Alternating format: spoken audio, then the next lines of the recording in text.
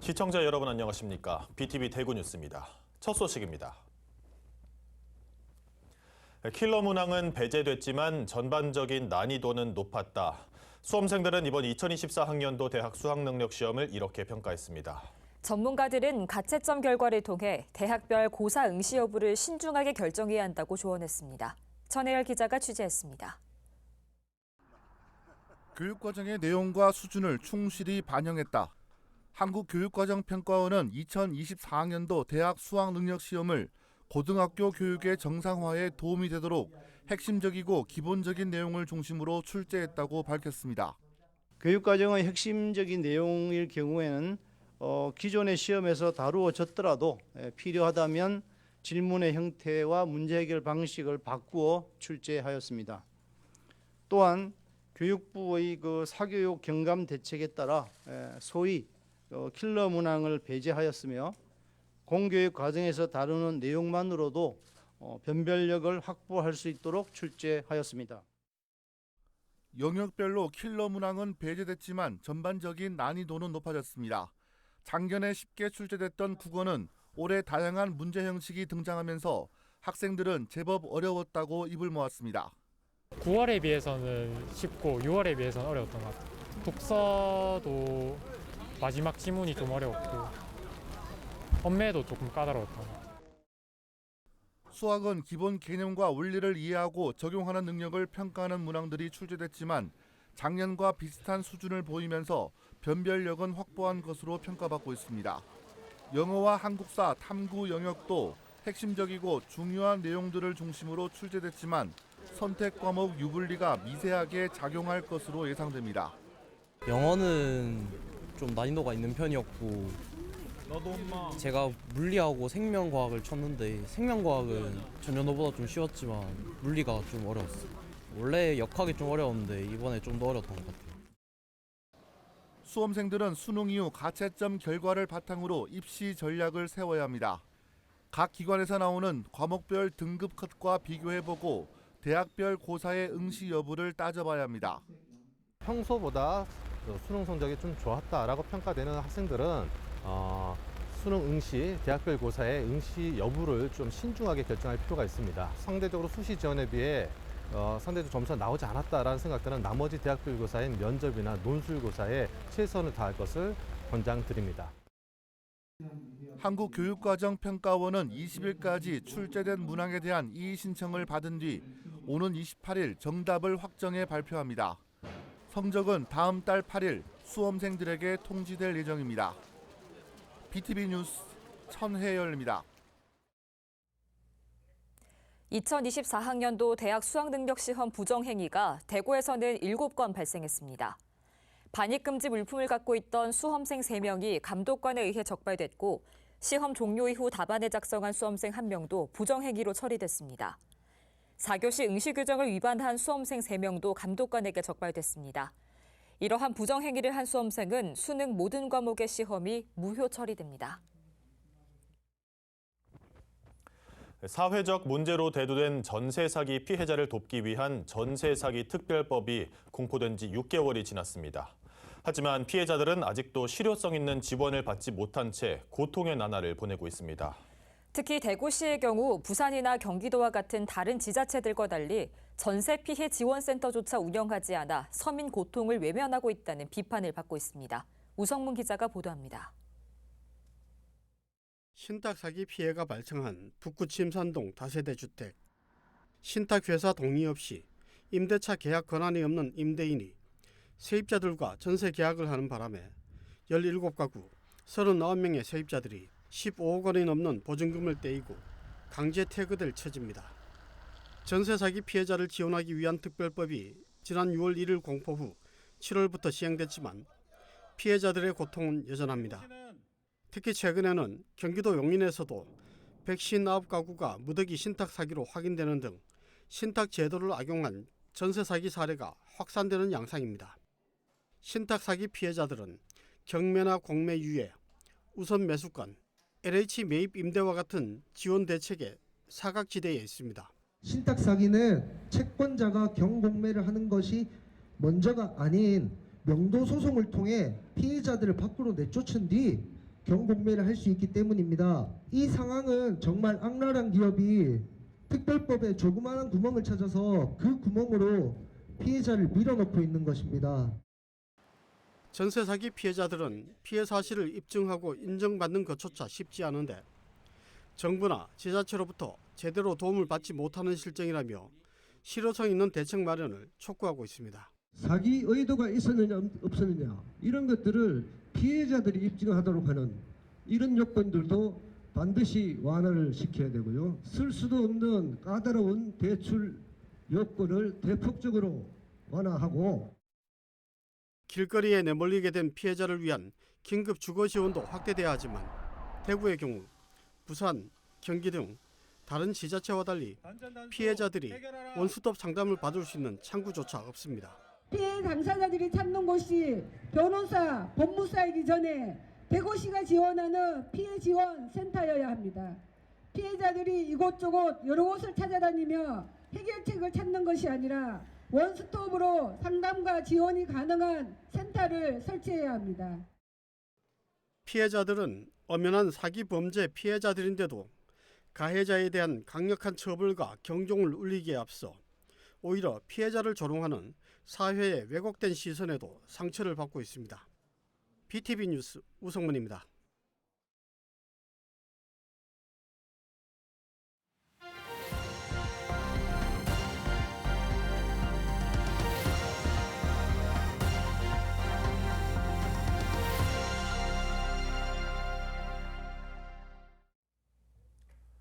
지역 소멸 위기를 극복하기 위해 다양한 시각에서 실태를 점검하고 대안을 찾아보는 케이블 TV 공동기획 시간입니다. 11월 한 달 동안은 각 지역마다 추진되고 있는 SOC 사업의 추진 상황을 점검해보고 있는데요. 먼저 전해드릴 소식은 지자체들 간 갈등 속에 결정이 늦어지고 있는 지하철 교통망 이야기입니다. 인천시와 김포시의 5호선 연장 노선 갈등인데요. 대도시권 광역교통위원회까지 중재를 시도했지만 해법을 찾지 못하고 있습니다. LG 헬로비전 이관성 기자가 전해드립니다. 5호선 연장 검단 김포 노선안을 함께 준비하는 것처럼 보였던 인천시와 김포시는 지난해 11월 김포시와 서울시, 강서구가 인천 없이 5호선 업무 협약을 진행하면서 문제를 드러내기 시작했습니다. 당시 김포시와 서울시, 강서구는 5호선 김포 연장이 본 궤도에 오를 수 있도록 방화 차량 기지와 건폐장 이전을 함께 추진한다는 내용을 담았는데 가장 큰 걸림돌이었던 건폐장을 인수합병과 폐업 유도로 최소화할 수 있는 내용이 들어가 5호선 연장이 곧 급물살을 탈 것처럼 보였습니다. 하지만 인천시가 인천 패싱 업무 협약에 대해서 바로 유감을 표명했습니다. 건폐장이 김포로 갈 가능성이 커졌지만 인천 서구와 인접한 영향을 고려하지 않았고 업무 협약에서까지 인천시를 배제한 것을 못마땅해 한 것입니다. 두 지자체 간 입장 차이는 이후 5호선 연장 노선을 협의하는 과정에서 갈등으로 바뀌었습니다. 김포시는 인천 검단 신도시 내 한 개 역을 경유해 한강 신도시로 오는 노선을 제시했고 인천시는 검단 신도시 내 3개 역을 경유해 김포 한강 신도시로 가는 노선을 제시한 상황입니다. 김포시는 상대적으로 경유 정거장이 많은 인천 노선안을 거부하고 있고 인천시도 물러서지 않고 있습니다. 지난 상반기 두 지자체 간 합의를 기대했던 대도시권 광역교통위원회는 진전이 없자 결국 직권 중재를 예고했습니다. 대광위가 직접 전문평가단을 구성해 두 지자체 노선안 중 경제성과 발전 가능성이 유리한 안을 선택하겠다는 입장이었습니다. 내년으로 넘어가면 이제 GTX-D 서부권 광역철도의 예타 결과가 어느 정도 나올 거 아니에요. 거기에서 도시철도 5호선 연장의 그 경제성 문제까지도 지적이 될 거란 말입니다. 그러면 이제 얘는 하지 못하는 그런 형국이 돼버리거든요. 하지만 대광위는 지역 행정과 정치권, 주민단체 간 갈등까지 부담이 커진 상황에서 직권 중재를 포기했습니다. 어느 한 지자체 안을 선택했을 때 상대 지자체가 수용하지 않고 사업비를 분담하지 않으면 5호선 연장 사업은 물거품이 되기 때문입니다. 대광위는 결국 연말까지 지자체 합의를 최대한 이끌어 보겠다며 다시 뒤로 물러섰습니다. 대광위는 더 자세한 기술적 검토를 위해 연구 용역도 새로 발주했습니다. 5호선 연장 사업에 기대가 큰 인천 검단과 김포 주민들은 수년간 희망 고문에 지역 간 갈등에 지쳤고 기대보다 걱정이 더 커진 상황입니다. 5호선 검단 김포 연장 사업은 이미 무산될 수 있다는 걱정에 둘러싸여 있습니다. 헬로티비 뉴스 이관서입니다. 아파트 입주 당시 광역교통시설 부담금으로 가구당 1,000만 원을 넘게 냈지만 15년이 지나도록 그 혜택을 누리지 못하는 지역이 있습니다. 지난 2008년 2기 신도시로 건설돼 현재 인구수 15만 명에 육박한 위례 신도시의 불편한 현실인데요. 사업 지연은 자영업자들의 피해로 이어지고 있습니다. 딜라이브 유승한 기자입니다. 15년째 사업이 지연되고 있는 위례 신사선 조성 부지입니다. 당초 계획대로라면 이미 열차가 강남권까지 운행돼야 하지만 아직 첫 삽조차 뜨지 못했습니다. 승객들로 붐볐을 역사 예정 부지는 빈터만 공허하게 남아 있습니다. 거리 곳곳에선 빈 점포도 쉽게 눈에 띕니다. 10여 년 전 분양 당시만 해도 초역세권이란 타이틀이 붙었던 위례 중앙광장 상권의 초라한 현실. 사업 지연에 따른 피해는 상인 몫입니다. 주변 시세보다 높은 임대료가 부담됐지만 교통 호재만 믿고 투자했기 때문입니다. 이제라도 발을 빼려면 손해를 감수하더라도 시설비 등 권리금은 포기해야 합니다. 저희가 이제 나중에 피치 못할 사정이나 이런 사정이 있어가지고 여기를 영업을 못하게 될 수도 있는데 그래 되면 권리금이라는 게 형성이 안 되고 있어요. 상가가 거래는 거의 뭐 전멸이죠. 거래 뭐 1년에 뭐 통 안에 꼽을 정도밖에 거래가 안 되는 거가 위례가 지금 신사선이 안 된으로 인해서 상권이 죽어버리니까 그 거래가 더 힘든 상황입니다.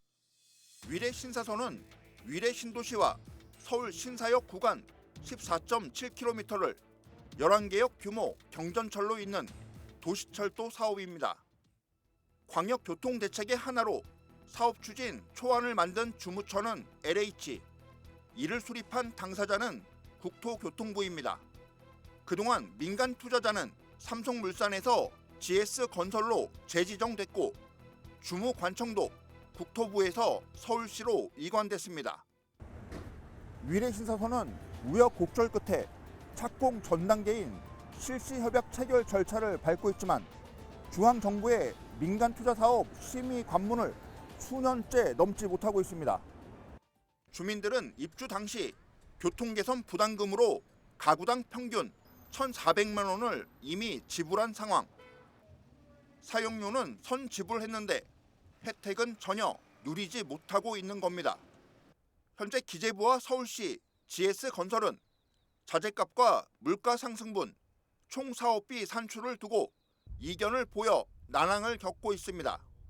주민들은 LH와 국토부가 첫 단추부터 잘못 끼운 것 아니냐며 불편한 심기를 드러냅니다. 1조 7천억 상당한 위례 광역교통 개선대책 분담금 중에서 2,300억을 위례 신사선에 배정을 한 것이거든요.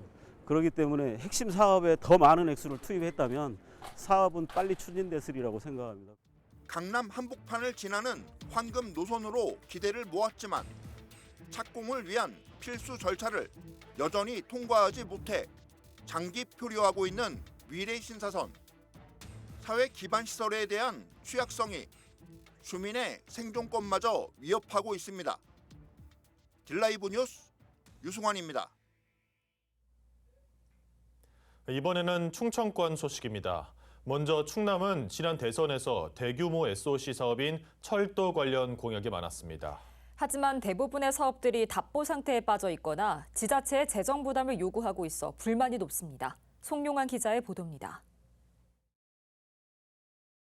충남 내륙철도를 건설해서 삽교와 대전을 잇겠습니다. 중부권 동서 횡단철도를 만들어 낙후된 동서 간 교통망을 연결하겠습니다. 윤석열 대통령의 충남 지역 대선 공약은 대부분 SOC 사업, 그중에서도 철도가 줄을 이뤘습니다. 충남 서산에서 경북 울진에 있는 중부권 동서횡단철도, 대전과 예산 삽교를 잇는 충청 내륙철도, 수도권 광역급행철도 GTX-C 노선 연장 등입니다. 중부권 동서횡단철도는 지난 정부에 이어 국정과제로 선정된 대규모 국책 사업입니다. 철도 노선이 지나가는 13개 시군 협력체는 국가 균형 발전의 핵심 사업이라며 국가철도망 구축 계획 반영과 예비 타당성 조사 면제를 요구하고 있지만 정부의 사업 추진 의지는 요원합니다. 충청 내륙철도 역시 사정은 마찬가지. 윤석열 대통령의 대선 공약이었던 중부 지역의 횡단 철도와 대전과 충남을 연결할 수 있는 충청권 산업철도 계획이 하나도 진척되지 않고 있습니다. 빌공짜 공약입니다. 여당이 대선에 이어 지방선거에서도 공약으로 내건 GTX C노선 연장은 아직 국토교통부의 공식 발표가 나오기 전입니다.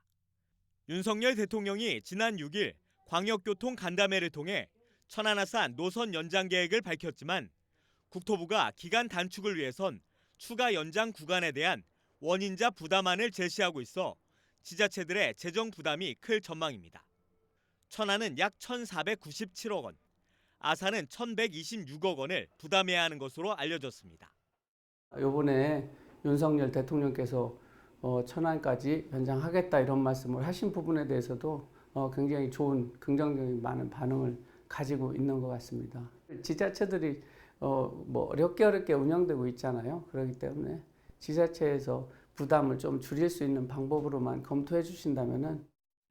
앞서 문진석 국회의원은 충청남도에 대한 국정감사에서 GTX C노선 연장은 대통령 공약임에도 정부가 미온적인 태도를 고수하고 있다며 원인자 부담을 하더라도 예산을 사후 보전하는 방식을 고려해달라고 제안했습니다. 국립경찰병원 아산분원과 성안종축장 부지의 국가산단 지정 등 대선 공약을 잇따라 공모사업으로 전환해 충남도민의 공분을 샀던 윤석열 정부. 충남의 미래가 달린 대규모 SOC 사업들이 답보 상태에 빠지면서 정부와 지역 정치권에 대한 볼멘 소리도 커지고 있습니다. BTV 뉴스 송용환입니다.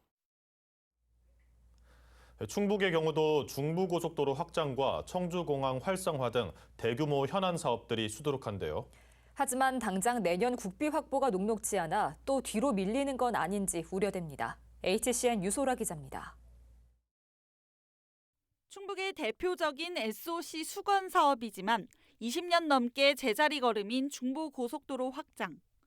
하루 교통량이 6차로 확장 기준을 훌쩍 넘긴 지 오래지만 서울 세종 구간에 밀려 진척이 없는 상황입니다. 힘겹게 관철시킨 서청주 증평 구간 확장 사업도 안개 속입니다. 충북도가 사업비 375억 원을 내년 정부 예산에 반영해달라고 요구했지만 설계비 25억 원만 반영된 겁니다. 뿐만 아닙니다. 도가 이번 국회 예산심사 과정에서 살려야 하는 사업은 70개, 3천억 원에 이릅니다. 그 남은 기간 동안 열심히 그 지역 국회의원들과 공조해서 그 지역 현안 사업들이 꼭 반영될 수 있도록 좀 최대한 노력을 할 계획입니다. 도는 국회 설득과 함께 정부 부처 압박에 나섰습니다. 충청권 메가시티 구축을 위해선 도로와 철도 등 국가 계획 반영이 필수적인 만큼 초광역 협력으로 공동 대응하겠다는 구상입니다. 특히 지금 우리가 당면하고 있는 투자 유치의 문제라든지 관광을 활성화하는 문제, 또 교통을 광역으로 확대해서 구축하는 문제, 규제를 완화하는 문제에 우리 힘을 합쳐야 된다. 지방 재정 악화로 자체 SOC 사업에도 빨간불이 켜졌습니다. 충북도는 모든 사업에 대한 원점 재검토를 거쳐 내년도 예산 7조 1,400억 원을 편성하고 부족분을 메우기 위해 한동안 손대지 않았던 지방채 발행에 들어갔습니다. 정부 교부세 감소와 부동산 거래 급감에 따른 지방세 감소분을 더하면 역대급 세수 결손이 예상돼 1,383억 원 규모 지방채 발행을 중앙정부에 요청한 상태입니다. 전문가들은 법인세 감소 영향이 본격화하는 내년도 세수 상황도 낙관할 수 없다고 진단합니다. 정부가 좀 이렇게 급격하게 지방재정 감소하는 것에 대해서 일정하게 좀 대책이 마련하는 것도 좀 필요하고. 팍팍한 지자체 살림에 국비 증액도 불투명한 상황에서 지지부진한 SOC 사업이 본궤도에 오를 수 있을지 지자체의 역량을 벗어나 정치권의 도움이 절실해졌습니다. HCN 뉴스 유소라입니다.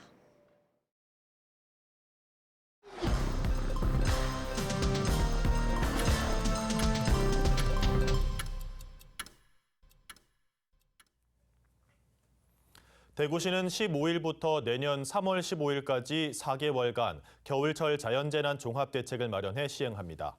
시는 이 기간 동안 기상특보가 예보되면 재난안전상황실을 운영해 24시간 상황 관리에 나서고 3단계 비상근무를 실시하는 등 대설과 한파 등에 대비할 예정입니다. 최근 기후변화로 자연재해 가능성이 증가하고 있는 가운데 올겨울 대구의 기온은 평년과 비슷하거나 높을 것으로 예상되며 강수량은 평년과 비슷하거나 늘어날 것으로 예상됩니다. 이육사 시인의 대구에서의 삶과 민족 정신을 살펴볼 수 있는 이육사 기념관이 중구 남산동에 문을 열었습니다. 16일 개관한 이육사 기념관은 공동주택 사업부지에 편입돼 철거될 위기에 처한 이육사 선생의 남산동 고택 인근에 주택조합과 시공사 측에서 기념관을 건립한 겁니다. 기념관은 이육사의 시간을 읽다, 이육사의 발자취, 이육사 관련 영상과 사진 등의 전시물로 구성돼 있으며 향후 대구문학관과 이육사의 고향인 안동 이육사 문학관의 협업으로 콘텐츠를 확장할 계획입니다.